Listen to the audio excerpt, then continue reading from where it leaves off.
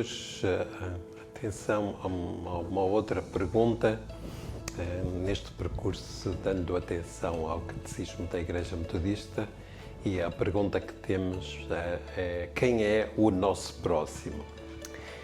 E diz-nos o Catecismo que o nosso próximo é qualquer pessoa que nós encontramos ou a quem podemos manifestar o nosso amor. Não há limites de cor, raça, religião, geografia ou outros para aqueles a quem podemos mostrar o nosso amor. Esta é a resposta que o Catecismo dá. Tendo um bocadinho mais de atenção a esta pergunta, surge-nos a oportunidade de lermos um texto no Evangelho de Lucas, no capítulo 10, os versículos 25 a 37. E neste pedaço de texto, o Senhor Jesus procura responder também a esta mesma pergunta. Diz então o texto do Evangelho de Lucas: E eis que se levantou um certo doutor da lei, tentando e dizendo: Mestre, que farei para herdar a vida eterna? E ele lhe disse: Que está escrito na lei, como lês? E respondendo ele, disse: Amarás ao Senhor teu Deus de todo o teu coração, de toda a tua alma, de todas as tuas forças e de todo o teu entendimento, e ao teu próximo como a ti mesmo. E disse-lhe: Respondestes bem, faz isso e viverás. Ele, porém, querendo justificar-se a si mesmo, disse a Jesus: E quem é o meu próximo? E respondendo Jesus disse: Descia um homem de Jerusalém para Jericó, caiu nas mãos dos salteadores, os quais o despojaram e, espancando-se, retiraram, deixando-o meio morto. E ocasionalmente descia pelo mesmo caminho certo sacerdote, e vendo passou de largo. E de igual modo também um levita, chegando àquele lugar e vendo passou de largo. Mas um samaritano que ia de viagem chegou ao pé dele, e vendo, moveu-se de íntima compaixão. E aproximando-se, atou-lhe as feridas, deitando-lhes azeite e vinho, e pondo sobre a sua cavalgadura, levou-o para uma estalagem e cuidou dele. E partindo ao outro dia, tirou 2 dinheiros e deu-os ao hospedeiro e disse-lhe: Cuida dele, e tudo o que demais gastares, eu te pagarei quando voltar. Qual, pois, destes 3 te parece que foi o próximo daquele que caiu nas mãos dos salteadores? E ele disse: O que usou de misericórdia para com ele.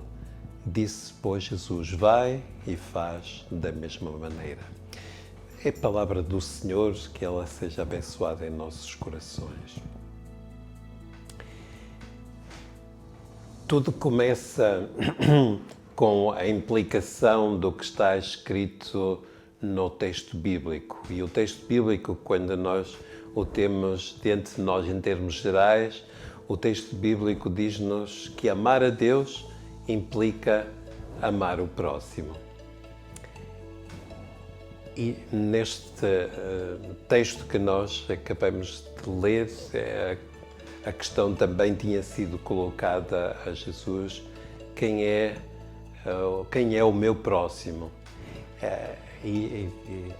Na descrição que nós temos no texto, a certa altura, depois de ter contado a história que Jesus contou, Jesus também deixou uma pergunta: quem foi o próximo do que caiu nas mãos dos salteadores? E a resposta que foi dada: o que usou de misericórdia para com ele, o que tratou, o que cuidou daquele que estava caído. O que cuidou foi o próximo de quem foi assaltado. Então, a Jesus, na sua palavra, neste diálogo, diz: vai e faz da mesma maneira. Ser o próximo de quem precisa, cuidando com bondade e amor. Ama quem cuida de ti e ama a quem cuidas. Vai e faz da mesma maneira. E este vai e faz da mesma maneira está muito relacionado com este cuidado amoroso e com o amar quem nos ajuda e também de sermos amados por quem ajudamos.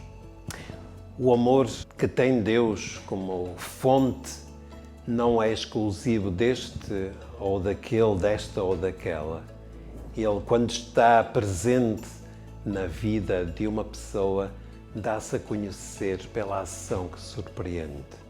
E no texto que nós lemos, há outras personagens que entram e a surpresa na história está em que aquele que cuida, se calhar para os que estavam a ouvir a história, é a pessoa de quem eles não esperavam que cuidasse, que amasse, que protegesse, que desse o apoio àquele que estava ferido no caminho.